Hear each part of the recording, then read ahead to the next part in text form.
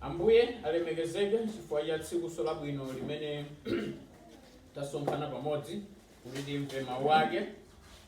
Nthawi zonse ndithu tizichitenga chinthu chachimwemwe kuti tingathe kufika malo ano kumva mawu ake a Mulungu.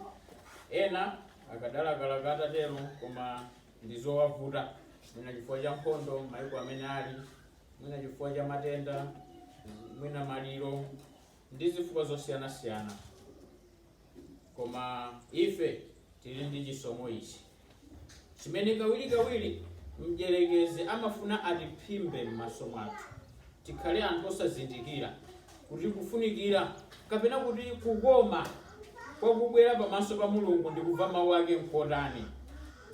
Mwina pena timaziona zopanda pake, pena mwina timazigwera ulesi, malingaliro athu momwe tikhale mchidwi pa mawu ake a Mulungu, kumalingalira zinthu zina. Zonsezi ndi machenjerero ake a mdierekezi kufuna ndithu kutisokoneza kuti tisamvetse mawu ake.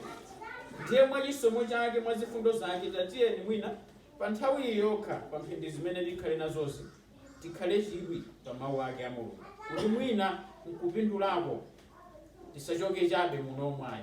Chifukwa Satana chimene amafuna yeyo, komanso chimene amakondwera nacho ndikuti tichoke chabe kunoko. Iyeyo amakondwera ndiye kuti wakwaniritsa ntchito yake. Koma pamene anthu akhala chidwi kumvetsera mawu a Mulungu, Satana amadziwa zoti changa palibe, chifukwa choti anthu adziwa choonadi ndipo ineyo ndilibe sontaji. Tiwerenga Salimo namba 3 pamene tikupitiriza phunziro lathu limene tidayamba sabata zingapo zapitalo zokhudza pemphero. Salimo namba 3 pamene tikupitiriza kuona nkhani ya pemphero, kuti kodi pemphero ndi chiyani. Chimenechi ndi chimene tikhale tikupitiriza tsiku la lero. Ndiye tiwerenge Salimo namba 3 kenako tikhala ndi pemphero lachidule. Ndiyamba kuwerenga pa verse 1 ya Salimo namba 3. Yehova achuluka nanga akundisautsa ine, akundiukira ine ndi ambiri. Ambiri amati kwa moyo wanga, alibe chipulumutso mwa Mulungu. Ndipo inu Yehova ndinu chikopa changa, ulemerero wanga ndiwo ndiwelamutsa mutu wanga. Ndifuwula kwa Yehova ndi mawu anga, ndipo andiyankha m'phiri lake loyera. Ndinagona ine pansi, ndinagona tulo, ndinauka pakuti Yehova anandichirikiza. Sindidzaopa unyinji wa anthu akundizinga ine. Ukani Yehova, ndipulumutseni Mulungu wanga, pakuti mwapanda adani anga onse patsaya. Mwawathyola mano oyipawo. Chipulumutso ncha Yehova, dalitso lanu likhale pa anthu anu. Amen. Tipemphere. Oyera Atate Mulungu wathu wakumwamba, tikuyamikani komanso kulemekezani chifukwa choti inu ndinu Mulungu wamkulu. Zikomo kuti mwalola tsiku la lero tisonkhanenso ndi kumva mawu anu. Pemphero lathu Yehova ndi lakuti mutichotsere nkhawa zina zilizonse, malingaliro ena aliwonse amene angatilepheretse kumva mawu anu moyenerera. Lolani Yehova kuti tikhale ndi banda la uzimu, kuti mawu anu asakapite ngati mphepo, koma akakhazikike kunsi kwa mitima yathu, ndipo akatichotsere china chilichonse kapena mizu ina iliyonse yoyipa imene yatizinga. Tipatseni mphamvu zakuyenda mchilungamo chanu nthawi zonse ndi kukhulupirira inu monga mmene inu mufunira. Tidalitseni tonse chifukwa cha dzina la Mbuye wathu Yesu Khristu tapempha. Amen. Amen. Ndiye mmene ndinafotokozera muja kuti tikupitiriza phunziro lathu lokhudzana pemphero. Salimo komanso masalimo onse amatithandizira kwambiri kuti tidziwe kupemphera. Moti mwina ngati sitidziwa bwinobwino kupemphera, kumene tingayang'ane ndi kumasalimo.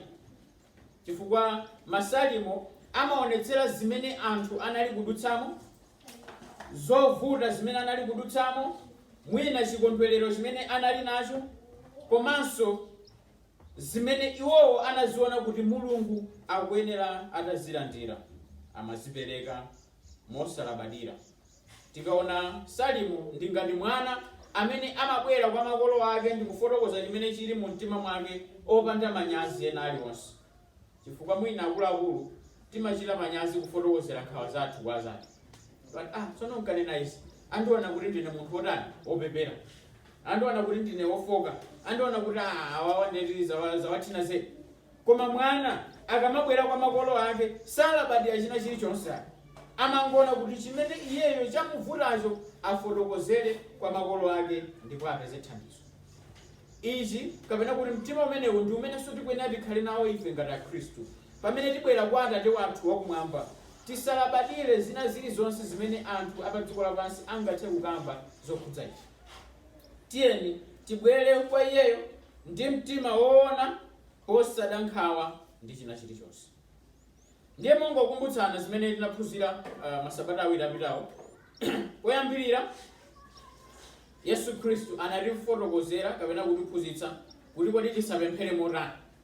Okay? Ngati tikukumbuka, tinanena kuti sitikuyenera kupemphera ndi cholinga choti tilandire ulemerero kwa anthu. Ayi. Chimenechi nchimene mawu a Mulungu amatifotokozera pamene Ambuye wathu Yesu Khristu anali kuphunzitsa ophunzira ake nkhani ya pemphero. Tisakhale anthu ongofuna kuti tilandire ulemerero, ayi. Komanso tisakhale anthu amene tikugwiritsa ntchito mawu opanda tanthauzo kupemphera.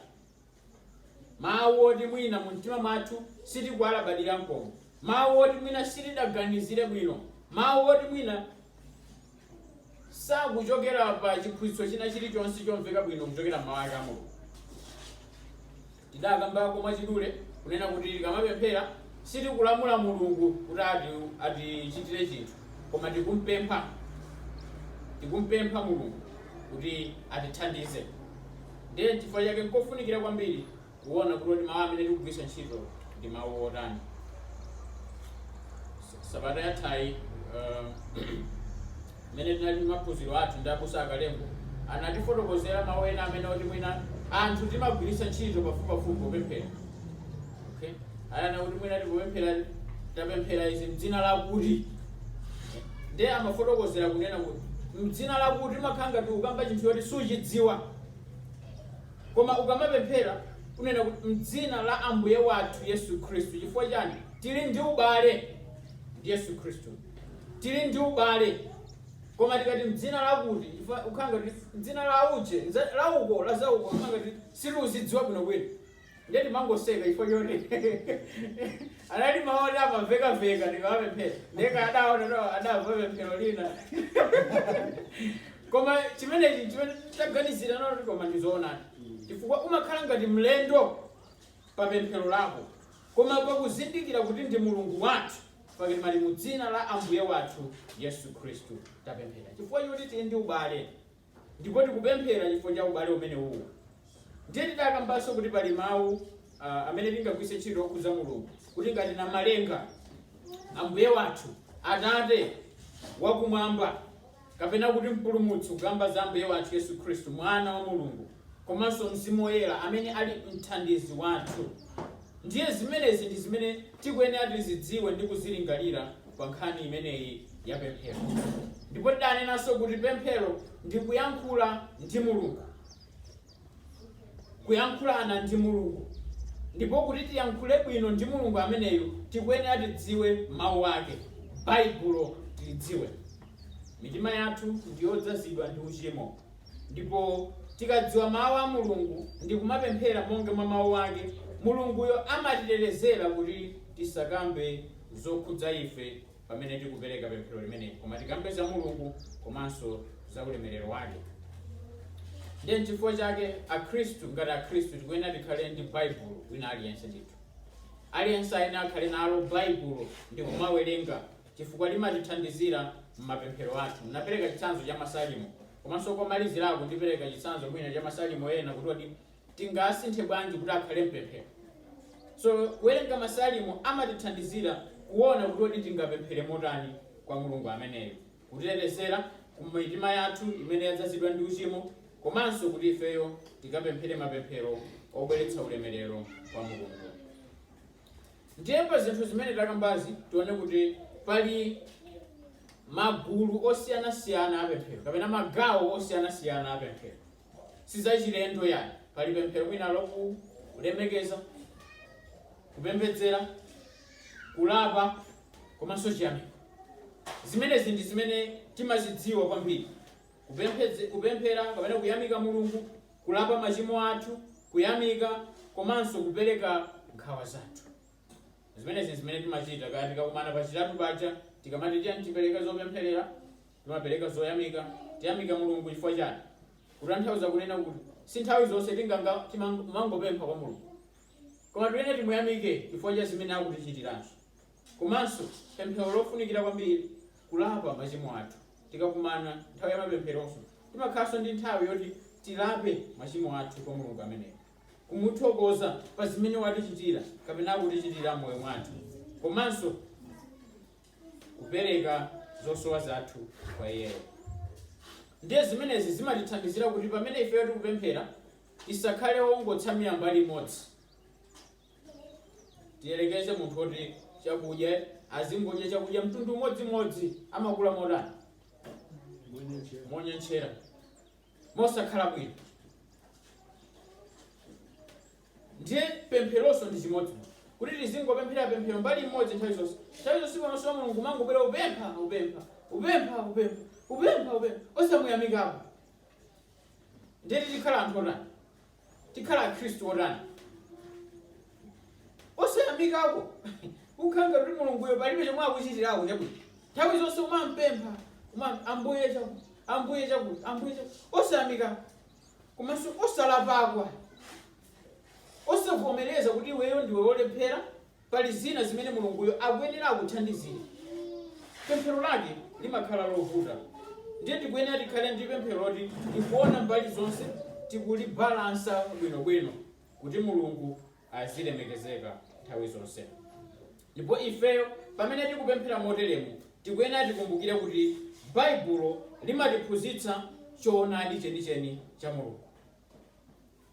Mtima wathu tidakamba kuti ndi woyipa, ndife anthu odzazidwa ndi uchimo, ndipo tikapanga mapemphero osalabadira za Mulungu, mapemphero amenewo amangokhala okhudza ife lokha.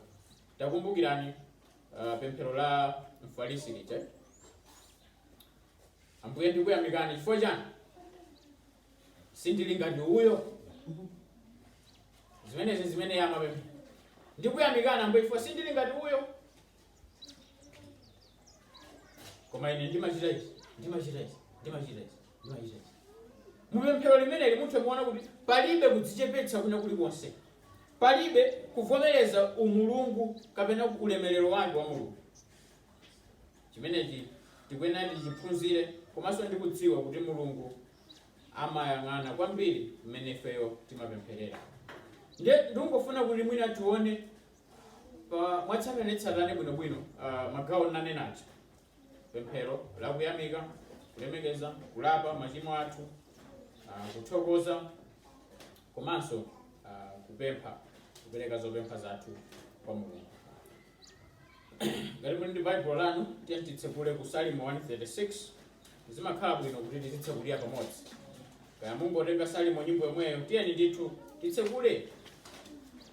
Chifukwa chani ndimalimbikitsa zimenezi? Tizionadi kuti zimene anena abusazi zichokera mwa Mulungu kapena angonena zochokera munthu mwa.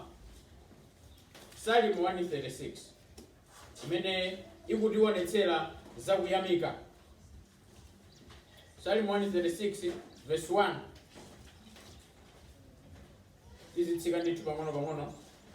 Verse 1 akuti, yamikani Yehova pakuti ndiye wabwino, pakuti chifundo chake nchosatha.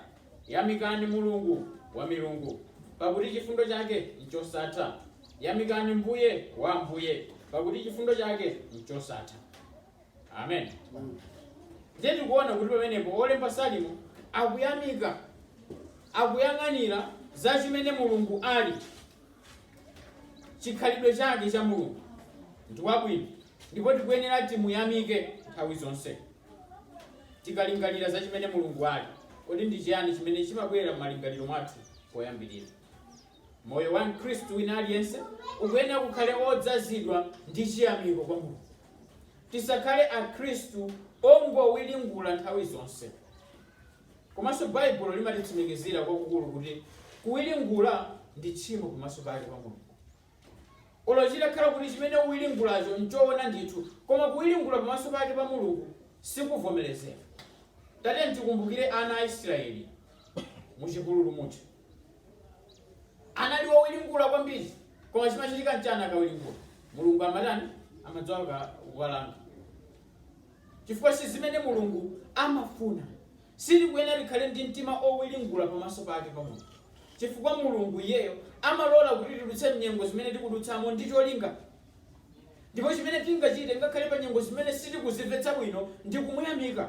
Chifukwa mawu a Mulungu amati mzonse titani kuti tiyamike. Kumuyimbira nyimbo zoyamika, kuyimba nyimbo zothokoza, kuyimba nyimbo zokondwerera nthawi zonse. Chimene ndithu tikuyenera tichizindikire kwathunthu. Kumuyamika Mulungu ndi chinthu chofunikira kwambiri. Chifundo chake nchosatha. Timayimba yamikani Yehovayo pakuti ndiye wabwino. Chifundo chake nchosatha, anene tsono Israeli. Ndiye tikamaona mawu ake a Mulungu, ichi ndi chofunikira kapena chimene chikhale pa mtima pa Mkhristu wina aliyense. Mkhristu akhale munthu wodzazidwa ndi kuyamika Mulungu. Osati padera pathupo anthu alidziwa chifukwa cha kuwiringula kapena kulalata. Chilichonse aneba mungamtero. Timamva mwina anthu ena nthawi zonse kungokhala pamudzipo, koma aliyense umakhala wakudandaula. Kakangochitika kena kake, koma ndiye pano alisambwatsa, aliyankhula. M'malo moti ndidziwike ndi mtima woyamika, zachitika ndisi zikomo kwambiri. Chimene Mulungu amafuna mwa anthu ake, akhale anthu woyamika nthawi zonse. Tikakhala akhristu woyamika, moyo wathu umatetezeka kuzambiri. Timatetezeka mwina ku uchimo umene ungathe kubwera chifukwa cha kuyankhula mwachangu, kuganiza mwachangu, kuchita zinthu mwachangu. Koma Mulungu akutilimbikitsa kuti pamene ifeyo tikhala moyo uno, mtima wathu ukhale woyamika nthawi zonse. Ndiye titakuona kuti aliyense pagawo ilili ngofoka ndithu. Palibe uyo amene anganene kuti ine ndiye ndimachita bwino apa, kuti ine ndiye ndimayamika nthawi zonse, ine sindiwiringula. Ndiye titudzinamizanso pamenepo. Chifukwa tonse timawiringula tsiku ndi tsiku, ndipo mwina utadzangofatsa tsiku lina mudzangofatsa loti lero ndidzione kuti ndiwiringula zinthu zingati. Mutha kudzadabwitsidwa. Mwina kanthu kakang'onong'ono Ambuya zitithandiza. Tikuyenera likhale ndi mtima wakuyamika nthawi zonse. Ndipo pamene tazindikira kuti malingaliro owiringula abwera mwa ife, tiye tilape nthawi mwino. Ndiye pamene pakutibweretsera gawo lathu lachiwiri, kulapa kapena kuvomereza machimo athu. Tiye titsekulenso Salimo namba 51. Salimo namba 51. Tiyeni ndithu titsalire bwinobwino kuti zinthuzi zitipindulire. Salimo namba 51 ndiwerenga kuchokera pa verse 1 kukalekeza 5. Mawu a Mulungu akuti chani? Mundichitire ine chifundo, Mulungu, monga mwakukoma mtima kwanu, monga mwa unyinji wa nsoni zokoma zanu. Mufafanize machimo anga, mubwereze kunditsuka mphulupulu yanga, ndipo mundiyeretse kundichotsera choyipa changa. Chifukwa ndazindikira machimo anga, ndipo choyipa changa chili pamaso panga chikhalire. Pa inu nokha ndinachimwa, ndipo ndinachichita choyipacho pamaso panu, kuti mukhale wolungama pakulankhula inu, mukhalenso woyera pakuweruza kwanu. Onani, ndinabadwa mphulupulu ndipo mayi wanga anandilandira mzoyipa. Kulapa ndikofunikira kwambiri. Ndiye tizindikire kuti nthawi imene Davide amalemba salimo iyi ndi nthawi imene adachita tchimo limene tikhoza mati aya, koma izizi mkhristu angachitedi zimenezi. Choyamba chimene adachita chigololo ndi mkazi wa mwini wake. Sizidalekere pomwepo. Chimene adachita sonchani, adapha mamuna wa mkazi. Ncholinga choti abise yani tchimo lija. Ndiye Nathani akubwera nkudzamuuza mwankhani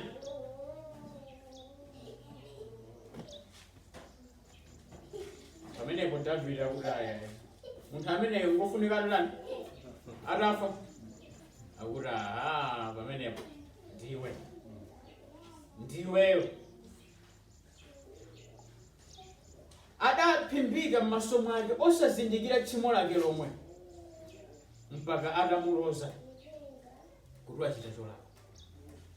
Mukudziwa nthawi zina kuchenjera kwina kwa mdierekezi kumene amachita ndi kutiphimbira tchimo lathu kuti tisazindikire kuti tachimwa, tisavomereze kuti talakwa, ndi kuchita china chilichonse chimene tingathe kubisa tchimo lathu lija. Zimatengera chisomo cha Mulungu kuti ifeyo maso athu atsegulidwe ndi kuona kuti ndachimwira Mulungu. Ndi pamene pakubwerera salimo pamene. Ndiye chimene akuchita pa Davide akuti chani, mundichitire ine chifundo. Ndipo pa verse 4 tikuona kuti koma pa inu nokha ndinachimwa. Akuzindikira kuti uchimo wake waukulu sana uchitire kwa munthu ayi, koma wachitira kwa Mulungu.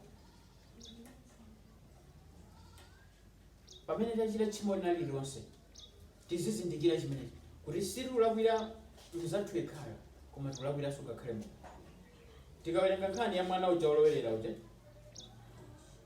atalingalira zoti ndandiyipwira zinthu, koma ndibwerere kuti kwa makolo anga. Ndi anamboganiza kuti nkanasha nkwamboganiza Ambuye kuti ndikanena kwa Atate wanga, Atate ndachimwira inu komanso ndachimwira kumwamba. Chimenechi ndi chimene tchimo lili. Timachimwira mzathu amene tamulakwirayo komanso Mulungu wakumwamba.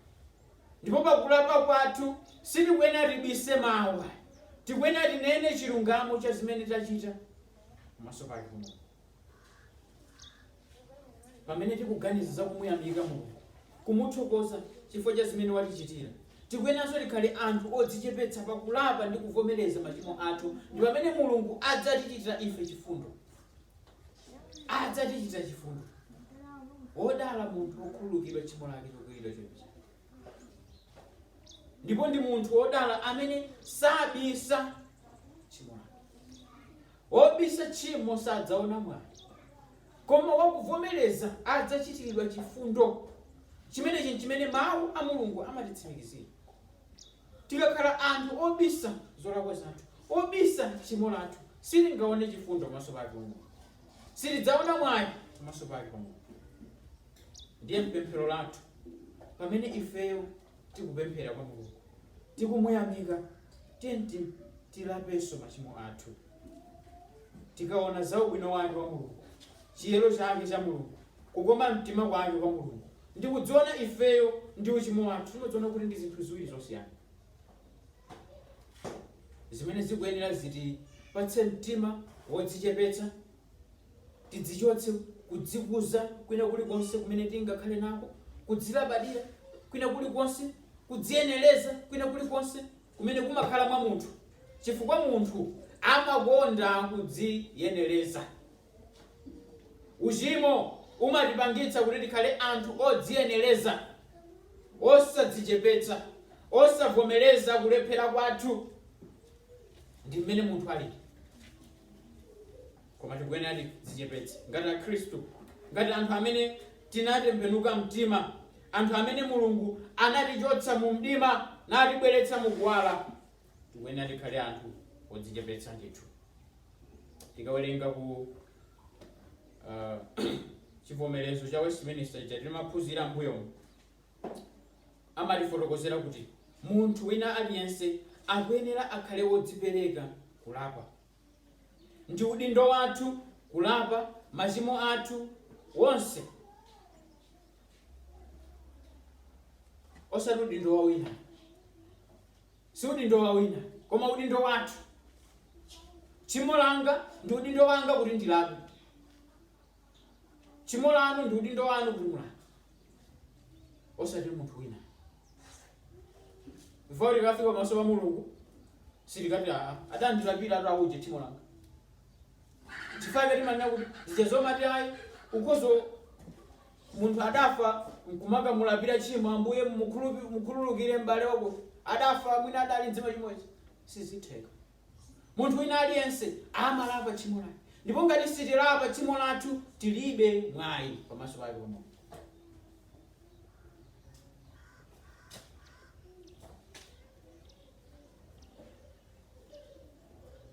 Ndipo Mulungu ameneyo ndi Mulungu amene akulonjezanso kuti pamene tilapa machimo athu, Iyeyo adzatikhululukira nayeretsa mitima yathu, natipatsa chisomo chake kuti ifeyo tikayende moyo wachiyero nthawi zonse, tikakhale moyo wakuvomerezani kulephera kwathu nthawi zonse zimene talapa kapena talakwira ena, komanso kulapa pamaso pake pa Mulungu nthawi zonse. Kulapa ndikofunikira kwakukulu. Munthu amene salapa ali ngati munthu amene amasunga chilonda chongonyeka osapita nacho kwa dokotala. Munthu amene salapa ali ngati munthu amene amasunga chilonda chonyeka osapita nacho kwa dokotala. Chimangonyeka mangojewa, moyo wathu umangojewa ngati sitikulapa, umangojewa kujeka mpaka kupezeka kuti umasiya chibowo chachikulu chimene chidzatsekeke pamene ifeyo tavomereza kulephera kwathu. Timuyamike Mulungu, tilape kwa Mulungu, komanso tithokoze kwa Mulungu. Salimo 100 tiye ndithu tisalope kuti zinthu zizimveka bwino, tikuyenera tizidziwa mawu amene akuchokera moizi. Salimo 100 akuti chiyani? Fuwulirani kwa Yehova inu dziko lonse lapansi, tumikirani Yehova ndi chikondwerero, idzani pamaso pake ndi kumuyimbira mokondwera. Dziwani kuti Yehova ndiye Mulungu, Iyeyu anatilenga ndipo ife ndife ake. Ndife anthu ake ndi nkhosa zapabusa pake. Lowani ku zipata zake ndi chiyamiko, ndi ku mabwalo ake ndi chilemekezo. Miyamikeni, lilemekezeni dzina lake, pakuti Yehova ndiye wabwino, chifundo chake chimanka muyaya, ndi chikhulupiriro chake ku mibadomibado. Tumikirani Yehova ndi chikondwerero. Chimene Salimo ikutiuza. Tikuyenera timuyamike Mulungu chifukwa cha chakudya chimene Mulungu amatipatsa, malo ogona amene Mulungu amatipatsa, zovala zimene Mulungu amatipatsa. Anadzaka mbaba abusa kuti nthawi bwanji kuti timangopemphera poyamba kudya pomaliza osapemphera. Kuti osayamika Mulungu, Ambuye zikomo kuti sidatsamwe mukudya, zikomo kuti udya soba minga sida ndibaye khwipo. Okay? Zimakhala ngati zinthu zopepuka, koma kumuyamika Mulungu, kumuthokoza Mulungu nkofunikira. Kuti akutipatsa chakudya chabe, ena alibe. Malo ogona eneniwa, ena alibe. Tili apa mawa kunabwera munthu amafuna adutsa apa, amafuna zipita kusero. Ausakasaka malo oti akhale nkukumapo. Koma ife mwina timazilenga ngati chizolowezi kuti tili ndi malo oti titokhala nkumaguma nkugona. zovala zimene tili nazo, kumuyamika Mulungu kuti neyo Ambuye ndili njovala. Ena alibiretu. Mulungu amatipatsa zinthu zambiri, amatisamalira, ndipo iyeyo akupitiriza ngakhale kubweretsa madalitso ake pa ife. China chilichonse chabwino chimachokera mdzanja la ndani? La Mulungu. Ndipo ndikaona chinthu chabwino chachikulu chimene Mulungu adatipatsa ndi chani? Uthenga wabwino. Uthenga wabwino kuti ife machimo athu atha kukhululukidwa, Yesu Khristu atha kutenga chilango chathu. Tikuyenera timuyamike Mulungu kwa izi. Tena nakamba kuti koma kawiri mwina anthu timakhala anthu kungowilingula, kudandaula nazonse. Mkangati timakhala anthu odandaula, omung'udza.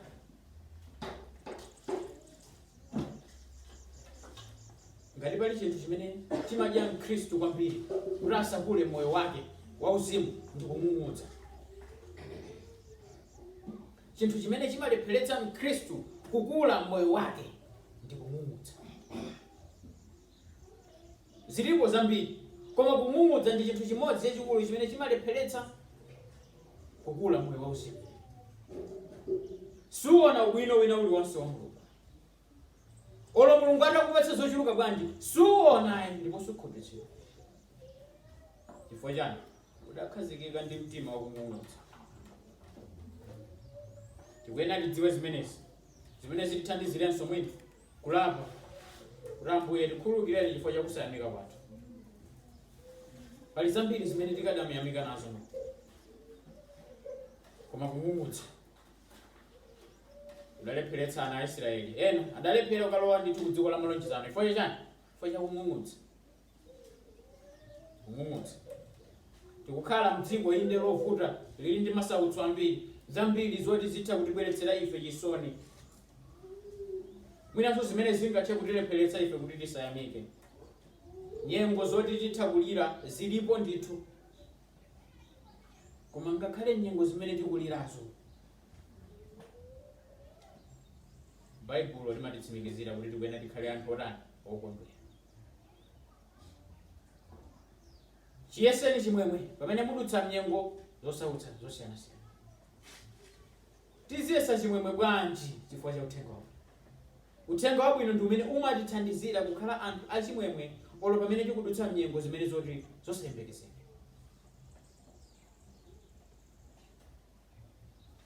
Moyo wathu uli wotani? Kodi ndife anthu otani? Timayamika, timathokoza.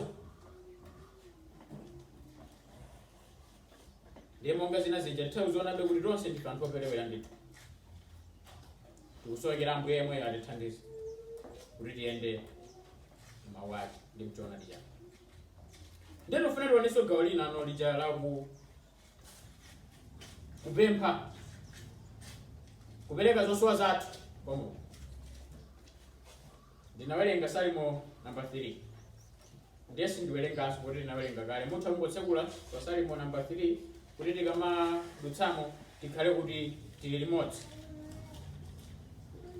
Kupempha kapena kupereka zosowa zathu ndi zimene mwina timachita pafupi.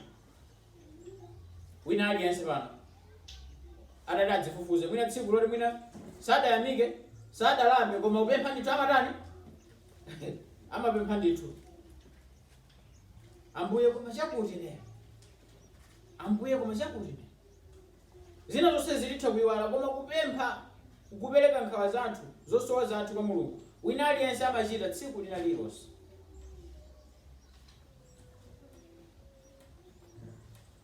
Koma chinthu chimene mawu a Mulungu amalitsimikizira ndi chakuti ngakhale gawo limene lapempherero sikuyenera likhale pamwamba. Kungopereka chitsanzo pemphero lathu la Ambuye lija. Atate wathu wakumwamba, choyambira timati chani? Dzina lanu litani? Lilemekezeke. Kachiwiri, ufumu wanu utani? Udze. Kachitatu, kufuna kwanu kutani? Kuchitidwe. Monga kuti kumwamba maso dziko lapansi. Ndiye pamene pakubwera zopempha tsana, mutipatse ife lero chakudya chathu. koma koyambiriraku tikuona kuti ambira chani ulemerero wake wa Mulungu, ukulu wake wa Mulungu. Zopempha zikubwera, koma timafuna tizisinthe zinthu zibwere. Tikuyenera tizindikire chimenechi kuti tikhale akhristu amene tikufuna ulemerero wake wa Mulungu kuposa china chilichonse, kuposa ngakhale zimene tikuona kuti nzosowa zathu za moyo uno. Dzina la Mulungu lilemekezeke, ufumu wake upitebe patsogolo posatengera kuti ineyo moyo wanga ndine otani kapena ndikudutsa mzotani, koma dzina la Mulungu lisatsekerezedwe chifukwa cha zofuna za moyo wanga zathu.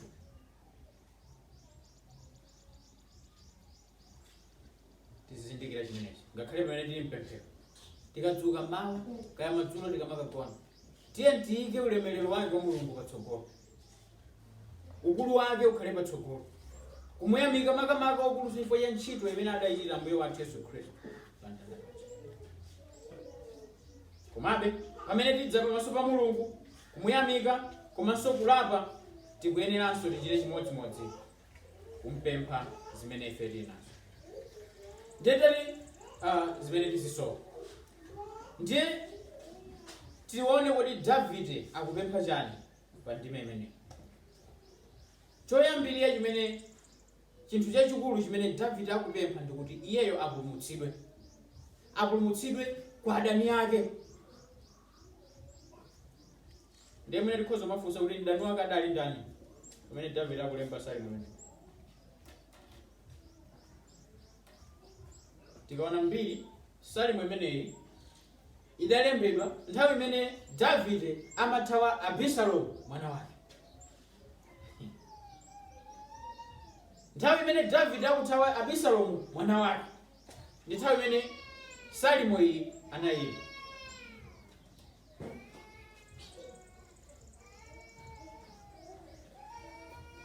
Zimene zikutionetsera kwambiri kuti ngakhale Davide anali mfumu yamphamvu, koma anali nazo nyengo zina zimene zinali zofoka, zimene ngakhale mwana wake ndi amenenso anali mdani wake weniweni.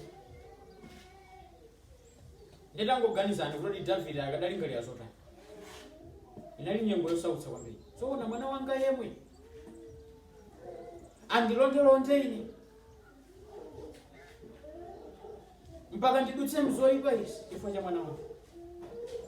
Koma Davide akuyamba ndi kulira, Yehova achuluka nanga akundisautsa ine, achulukadi akundisautsa ine. Akulira Davide, sakuyamba ndi kuyamika Mulungu wake, koma akuyamba ndi kulira. Mulungu wathu wachisomo amazindikira kuti ifeyo ndife anthu ofoka ndithu, ndipo iyeyo Mulunguyo amatiyitana kuti tibwere kwa iyeyo ngakhale nzofoka zathu zija. Mwina pena njerekeza amatinamiza kuti simungafoke, musaoneke ofoka pamaso pa Mulungu. Koma Mulungu wathu ndi wachisomo chachikulu amene alola tibwere ndi zofoka zathu zija. Ndikulira kwathuko, Ambuye ine taonani izi, achuluka akundisautsa ine. Ndimene akuyambira Davide. Koma kenako tikuonanso kuti Davide akuyamika Mulungu. Akuyamika Mulungu. Sangopereka nkhawa zake, sangopereka zofoka zake zokha, komanso akubwera kwa Mulungu kumuyamika. Tikaona pa verse yake ya 3 akuti ndipo inu Yehova ndinu chikopa changa, ulemerero wanga, komanso wondiweramutsa mutu wanga. Adachuluka bwanji wondisautsa, koma inu Yehova ndinu linga langa, ndinu chikopa changa, ulemerero wanga ndinu, ndipo amene mudzaweramutsa mutu wanga ndinu, palibenso wina. Davide akuzindikira kuti ngakhale ali muchipsinjo chachikulu, akukumbukira kuti Mulungu ali naye. Mulungu satisiya olo tidadutsa mnyengo zosautsa moyo, munyengo zachikondwerero, munyengo zachisoni, kaya zina zili zonse tikuyenera tithamangire kwa Mulungu, osati kuthawa, koma tikuyenera tipite kwa Mulungu kuyankhula naye Mulungu. Ndipo Yesu Khristu amene adatigula ife anthu osweka mitima, anthu osautsidwa ndi uchimo, adatigula ndi mwazi wake wa mtengo wake wapatali, ndipo timalandiridwa pamaso pake chifukwa cha iye.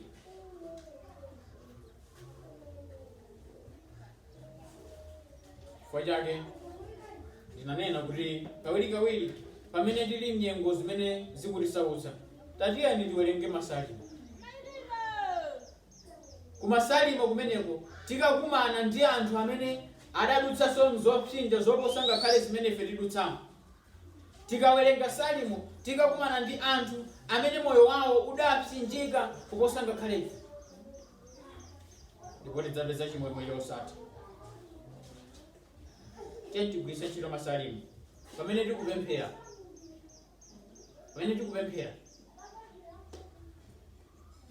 Kaya ndi madzulo aja tili ndi banja lathu, titha kuwerenga salimo ndi kulisintha salimo jankulika mpemphero. Chimene tingathe kuchita, tikumana madzulo tiwerenga salimo nkupemphera kudzera salimo lomwe. Lero ufuna tingopereka chitsanzo. Salimo number 1 verse 1 ukalekeza 2. Salimo number 1 verse 1 ukalekeza 2. Akuti wodala munthuyo osayenda mu phungu wa oyipa, kapena osayimirira mnjira ya ochimwa, kapena osakhala pansi pa bwalo la onyoza. Komatu mchilamulo cha Yehova muli chikondwerero chake, ndipo mchilamulo chake amalindirira usana ndi usiku. Ndeti khoza likwati salimo imene tingathe kuyisintha kukhala mpemphero motani. Titha kuyichita motere. Ngopereka chitsanzo chanu. Kuti Ambuye chonde nditetezereni kumalangizo a anthu oyipa. Ndipatseni mphamvu kuti ineyo ndisakhale mnjira za anthu ochimwa. Ambuye mundithandizire ine kuti ndikonde chilamulo chanu ndipo ndilingalirepo usana ndi usiku. Ndikhululukireni chifukwa choti ndalephera kukhala ndi chilakolako cha pa mawu anu choyenerera. Tikuona lero nditaitenga salimo ija ndikuyika mpemphero. Sikuti masalimo adangopereka kuti ndingowerenga nkutani. Titha kumapemphera kudzera masalimoso ngati amene.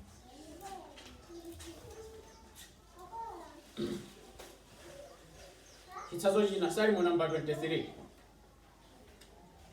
Salimo yodziwika kwambiri, sitichita kuwerenga, koma titha kupemphera motere. Kuti Ambuye ndikukuyamikani kuti inu ndinu m'busa wanga. Ndikuyamikani chifukwa choti mundiyang'anira komanso munditetezera. Inu mukuyenera mutalandira ulemerero wonse chifukwa ndinu wokhulupirika pa chisamaliro chanu pa ine. Ngakhale ine nditasokera ngati nkhosa mumandikweza. Chikondi chanu pa ine nchozama. Mundikhululukire chifukwa cha kusakhutitsidwa kwanga. Ngakhale pamene inu mundisamalira ngati m'busa wabwino, nthawi zambiri ndimakhala munthu wosakhutira ndi kukonderedwa ndi kukonda zinthu za dziko lapansi zimene sizikhutitsa bwino. Ndithandizireni kuti ineyo ndikakhale wokhulupirika pamaso panu komanso kukhulupirira chisamaliro chanu. Ndiye titha kuona kuti masalimo titha kuyimba, titha kupemphera, nkuwatenga ngati athu. Zimene ena adadutsamo zitithandizirenso zimene nyengo zimene tikudutsamo. Chimene chimachitika nthawi zina kuti ukakhala kuti kudutsa mnyengo zina zimene zosamvetsetseka bwino, kumakhala kovuta kuti upemphere. Mawu amene ungathe kunena pamaso pa Mulungu amavuta kuti abwere muno. Ndipo chimene chingatithandizire ndikupita ku mawu ake amoyo, ku masalimo, ndikuwerenga ena amene adadutsa mnyengo zotere. Kuti zikomo Ambuye kuti mudatipatsa mawu anu, mudatipatsa buku ili limene lingathe kutithandizira kusintha mapemphero athu, kuti tikapemphere moyenerera. Ngati tikufuna tidziwe kupemphera moyenerera, tikuyenera tikhazikike pa mawu ake a Mulungu nthawi zonse. Ndipo Mulungu adzatithandizira kuti tikhale anthu osunga chimene iyeyo afuna, kumuyamika, kulapa machimo athu, kumuthokoza, komanso kupereka zopempha zathu kwa iye. Ndipo Mulungu amalonjeza kuti iye amamva, khutu lake silogona, dzanja lake silalifupi. Tikampempha moona mtima molingana ndi chifuniro chake mawu ake, iyeyo adzatiyankha natipatsa zosowa zathu zonse. Mulungu atithandizire chifukwa cha mawu ake amenewa, kuti tikakhale anthu opemphera monga amene iyeyo afunira. Tentipemphere.